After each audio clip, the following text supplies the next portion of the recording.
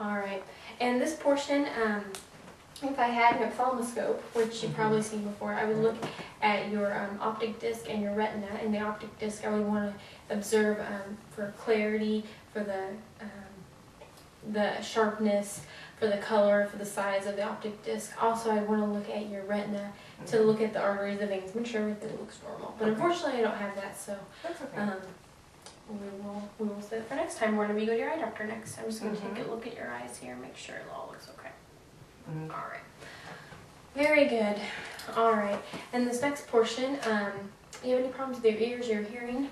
No, I think my ears seem fine. Any problems whenever I tug on your ears like that? Nope. Okay. If I had an otoscope, which you've probably seen before and have had used on you many times, I would look into your ear canal and make sure there's no foreign bodies, no redness, no exudate, nothing abnormal, no drainage, anything like that.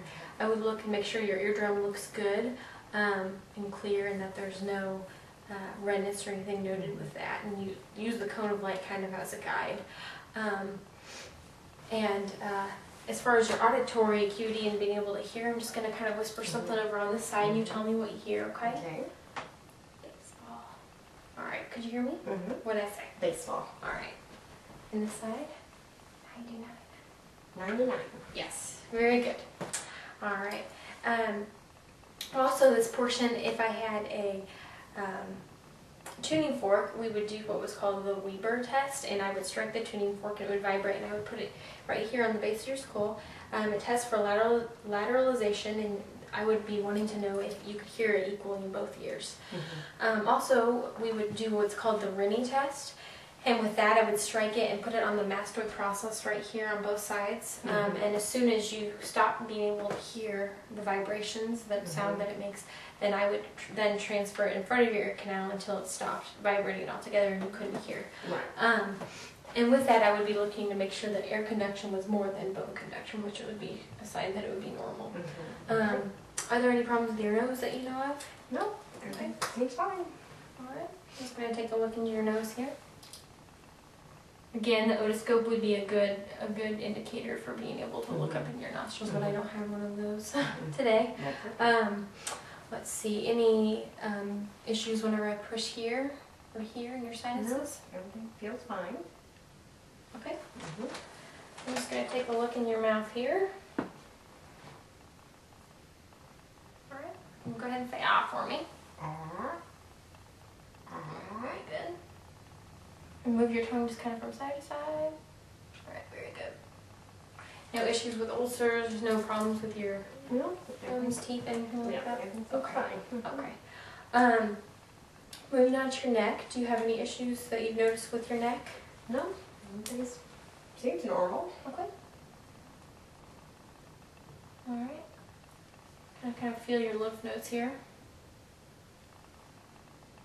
Making sure there's no hardness or anything like that. I'll look at your trachea. Can you tilt your head back for me and swallow? Okay. I'm going to come behind you here and I'm going to feel your thyroid. All right. Very good. Okay. Okay. This next portion I'm going to listen and feel, assess your lungs and your chest. What we'll go ahead and do is I will just have you sit like that and I'll come behind you. Alright.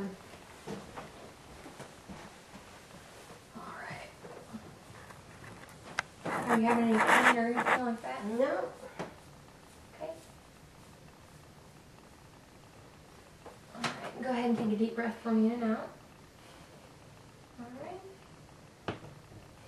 Alright. Cups here. Just making sure that it sounds good.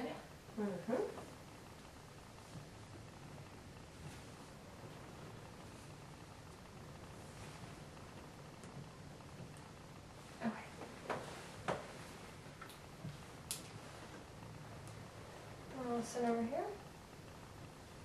Take some deep breaths for me.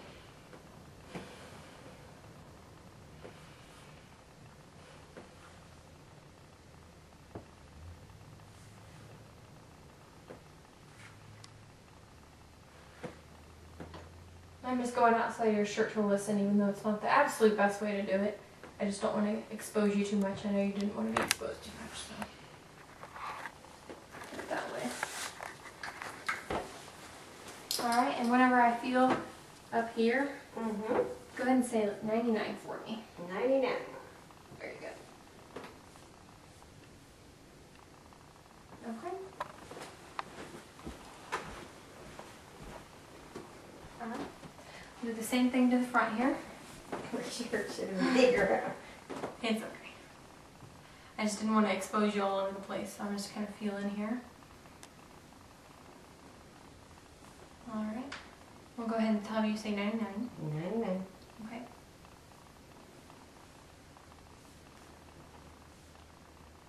Again, with the same thing I did on the back here.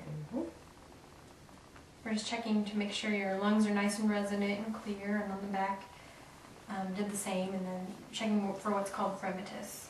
Okay. So that's what we're doing there. And I'll go ahead and take a listen to you again. Okay, and take some deep breaths in and out for me. Okay. And again.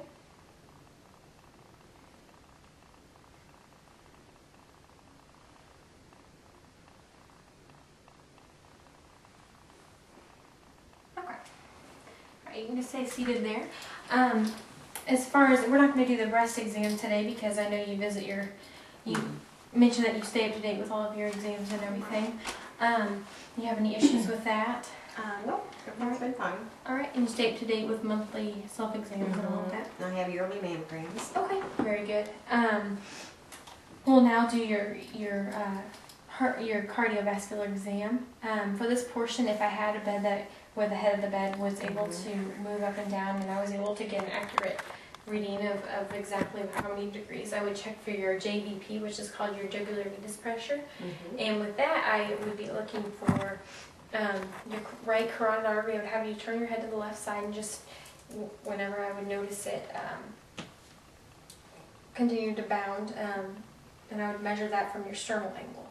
And with that, I would just want to make sure that I would measure the highest amount that we were able to raise your head of the bed with the venous jugular pulsations. Okay. It's a good indication of your health and your output, and it's an indicator of cardiac death eventually if there's an issue. Right. I'll go ahead and I'm just going to palpate here for what's called the PMI, or the point of maximum impulse. Okay. Alright. I'm going to kind of have you hold your breath in. Start again. Okay. Just checking over here on the side here for what's called bruise. Alright. I'm just going to palpate here.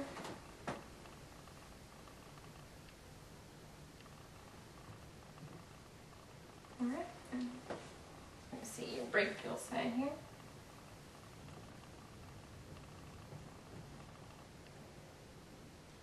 Alright. Very good. And using what was called the PMI that I was able to palpate just a little bit ago, I'm just going to go from that part, which that's usually the apex of the heart.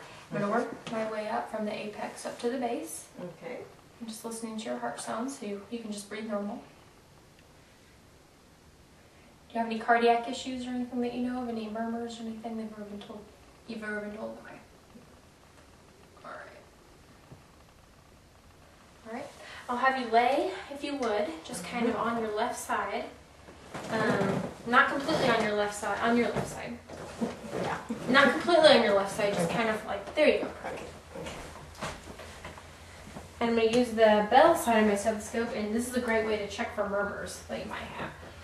So, breathe normal. I'm just going to...